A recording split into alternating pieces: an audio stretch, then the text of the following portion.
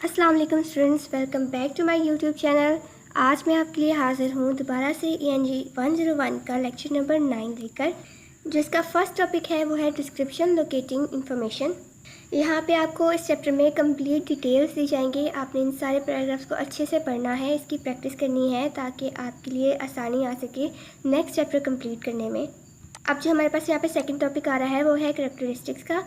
यहाँ पे आपके पास अगर कोई भी डिफ़िकल्टी आ रही है किसी भी वर्ड को लेके, तो आपने इसको सर्च करना है गूगल पे। आपने उसके वर्ड को सर्च करना है, आपने उसके मीनिंग को सर्च करना है, उसको अच्छे से समझना है। जब तक आप किसी वर्ड को अच्छे से समझेंगे नहीं, उसके मीनिंग के बारे में नहीं जानेंगे, आप उसके बारे में पूरी डिटेल नहीं ले सकते।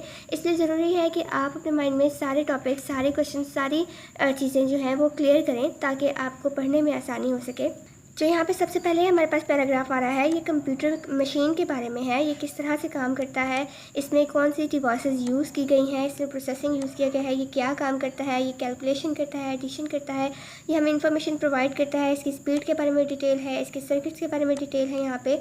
फिर यहाँ पे इसके बारे में सारी डिटेल है कि इसकी कैरेक्टरिस्टिक्स क्या क्या हैं, यहाँ पे कौन कौन से ऑपरेशंस किए जा रहे हैं। इसी के साथ हम नीचे आते हैं तो हमारे पास ये कुछ पॉइंट्स दिए गए हैं जो कंप्यूटर से रिलेटेड हैं, जो कि कंप्यूटर में इनका काम चलता है।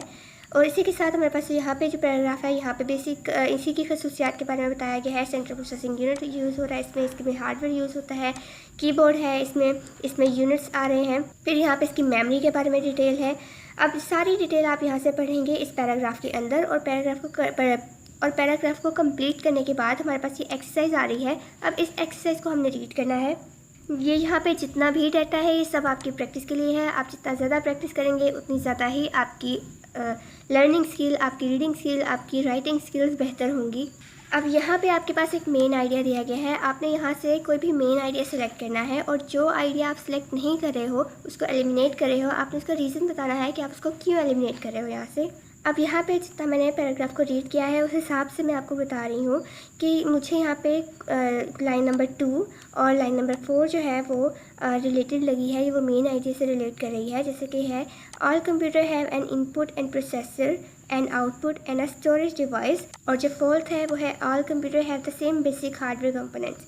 ये मेन आइडिया से रिलेट कर रही हैं। और ये जो दो हैं ये रिलेट नहीं कर रही हैं। उसकी वजह ये है a computer have change the way in which we live, जो कि मुझे नहीं लगता है कि इससे रिलेट कर रही है। उसके बाद है computer have decreased man workload. हाँ, उसने किसी हद तक कम किया है लेकिन कम्प्लीटली उसने कम नहीं किया है। ये उसकी खसूसियात नहीं बता रही हैं, ये उसके असरात को बता रही हैं हमारी डेली लाइफ में। वो किस तरह से चेंजेस लेके आ रहे हैं या किस तरह से हमें सहूलत दे रहे हैं। लेकिन जो हमने पैराग्राफ पढ़ा है वो कंप्यूटर की खसूसियात के बारे में बता रहा है, जो कि ये हैं उसकी खसूसियात।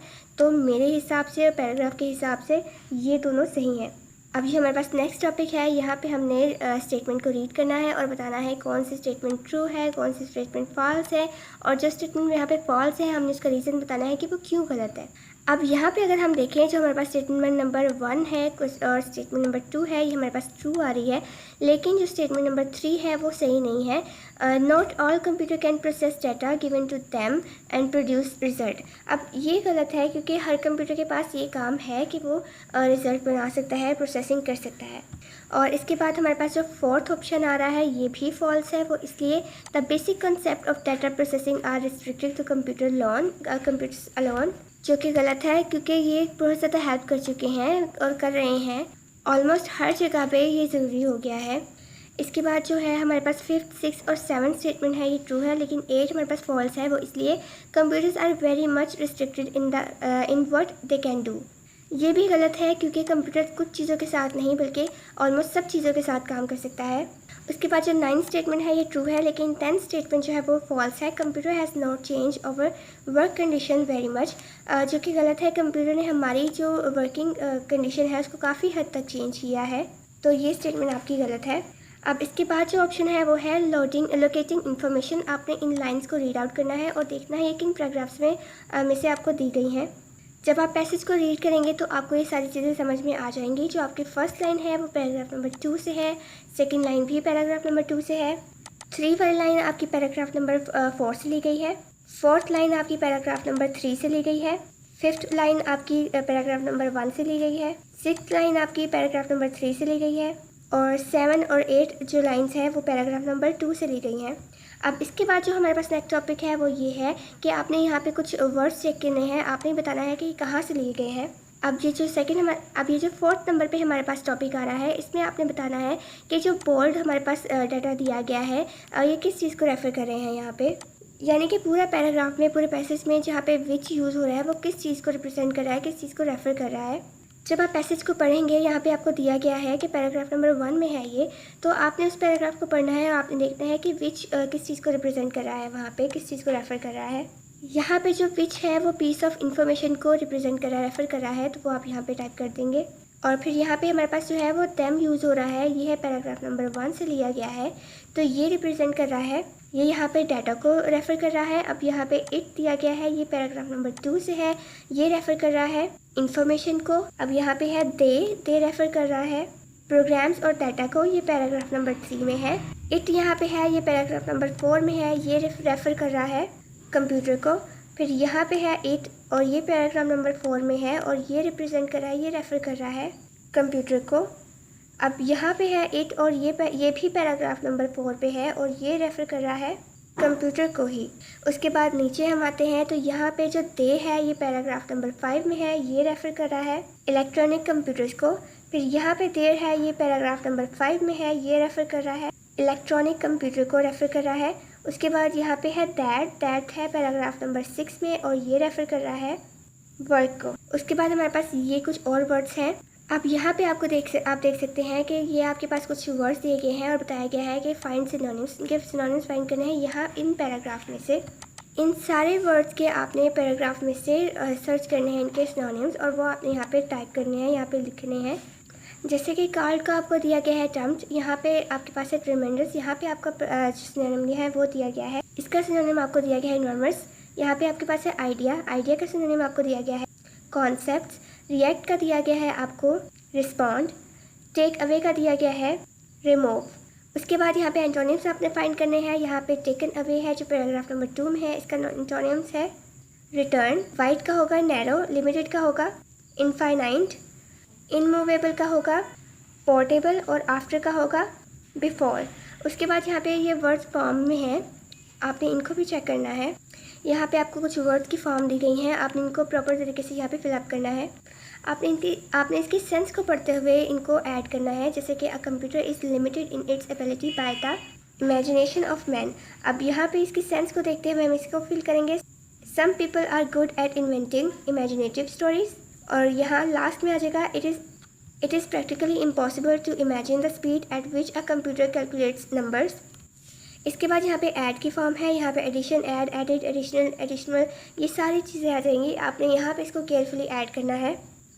अब यहाँ पे हमारे पास है जो बी का यूज़ हो रहा है, मैनी टर्मिनल कैन बी। अब बी आ रहा है तो ऑब्वियसली यहाँ पे एडिड ही आएगा। अब नेक्स्ट जो है यहाँ पे आपके पास एडिशन आएगा। Addition and subtraction is two basic mathematical operation. अब इसके बाद हमारे पास है when buying a system there is often no additional charge for the programme.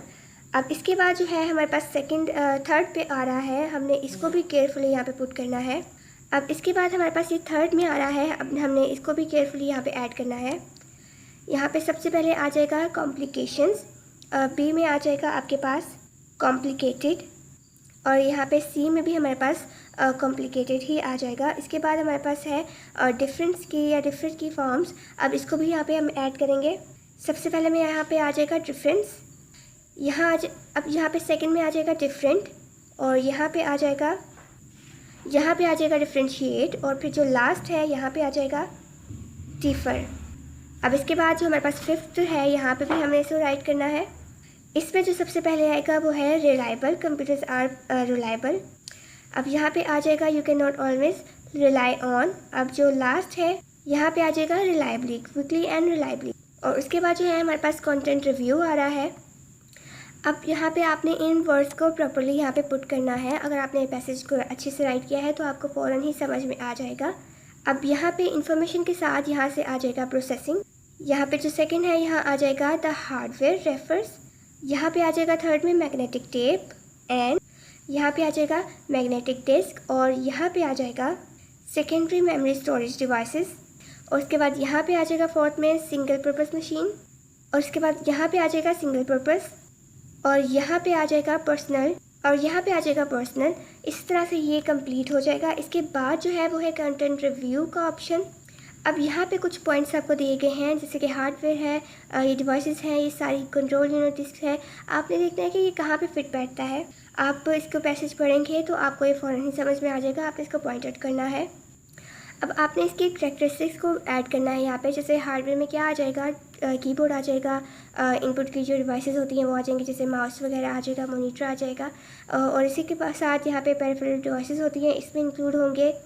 यहाँ पे आपका सेंट्रल प्रोसेसिंग यूनिट आ जाएगा, फिर आपका कार्ड रीडर आ सकता है, फिर यहाँ पे डिस्क में भी आपकी बहुत सारी चीज़ें आ जाएंगी जो कि आप पैराग्राफ में से ही फाइंड आउट करके यहाँ से लिख सकेंगे। अब इसके बाद आपके पास कुछ पॉइंट्स दिए गए हैं, कुछ पैराग्राफ्स हैं। आपने इसी तरह से इसको अच्छे से रीड करना है, 2-3 बार आपने इसको रीड करना है, और फिर आपने इसके मेन आइडियाज़ वगैरह लिखने हैं, फाइंड आउट करने हैं। ये आपकी प्रैक्टिस के लिए है। आप जितनी ज़्यादा इसकी प्रैक्टिस करेंगे उतनी ही ज़्यादा अच्छी आपकी लर्निंग स्किल्स होंगी, आपकी रीडिंग स्किल्स होंगी, आपकी राइटिंग स्किल्स होंगी। अब जो यहाँ पे आपके पास कुछ पैराग्राफ्स हैं, जैसे कि ये पैराग्राफ है, आपने यहाँ पे मेन आइडिया को फाइंड आउट करना है, और उसके मेन आइडिया को फाइंड आउट करने की वजह भी बतानी है, उसको एलिमिनेट करने की वजह भी बतानी है। आई होप आपको आज का लेक्चर समझ में आया होगा। अगर आज के लेक्चर से रिलेटेड आपका कोई भी क्वेश्चन है आप पूछ सकते हैं, आपको उसका जवाब दिया जाएगा। मैं हाजिर होंगी दोबारा एक नए लेक्चर के साथ। तब तक के लिए अल्लाह हाफिज़। और वो लोग जो हमारे चैनल पर न्यू है प्लीज़ चैनल को सब्सक्राइब कर लीजिए और बेल आइकन को प्रेस कर दीजिए ताकि आपके पास वीडियो की नोटिफिकेशन आसानी पहुंच सके।